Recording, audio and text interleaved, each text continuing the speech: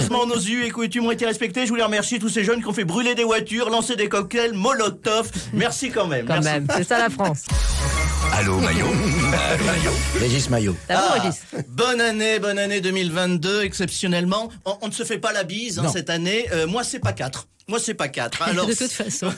Sympa ce réveillon, la nuit de la Saint-Sylvestre, baptisée par le Conseil scientifique, la nuit du cluster, l'Halloween de la teuf clandestine, le marmiton de Omicron. Faut le savoir, cette année, le réveillon a été sponsorisé par Pfizer, Moderna, mais toujours pas Sanofi, dont on attend les performances. Alors attendez, moi pour faire plaisir à Jean Castex, non seulement j'ai réveillonné masqué, mais seul, la fenêtre grande ouverte. Résultat, 0 Covid, maxi sinusite. Voilà.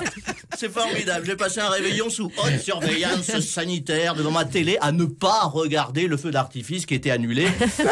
Heureusement. Regardez celui de l'année dernière. Heureusement, nos us et coutumes ont été respectés. Je voulais remercier tous ces jeunes qui ont fait brûler des voitures, lancer des cocktails, Molotov. Merci quand même. Quand Merci. même, c'est ça la France. C'est ça. Alors, premier courrier de l'année, si vous voulez, Oui, Wendy. bien sûr. C'est parti. Premier courrier de la nuit. Jean-Yves de Dives m'écrit: je n'ai pas suivi l'information depuis l'année dernière, mais ce matin, en allumant ma radio, ma France Bleu, j'ai eu le sentiment que les crétins de 2022 étaient sacrément en avance.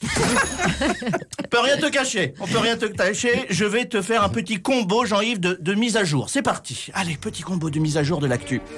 Suite à l'intervention de Jean Castex sur l'interdiction de manger du popcorn debout dans les meetings du président de l'Europe, Emmanuel Macron, Marlène Schiappa a décidé de se lancer dans la cuisine sur M6, ce qui est considéré chez elle comme du télétravail.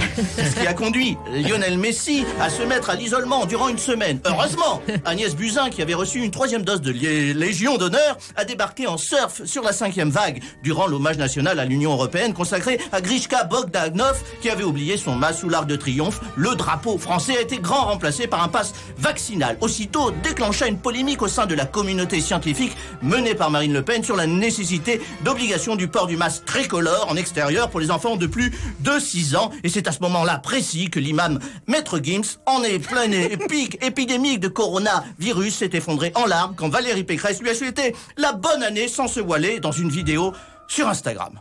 Voilà. Écoutez, c'est bien résumé. Voilà, on somme, mon cher Eric, ce que tu as manqué du grand cirque médiatico-politique des dernières heures. Une excellente année à toi. Je sens que 2022 va être très long.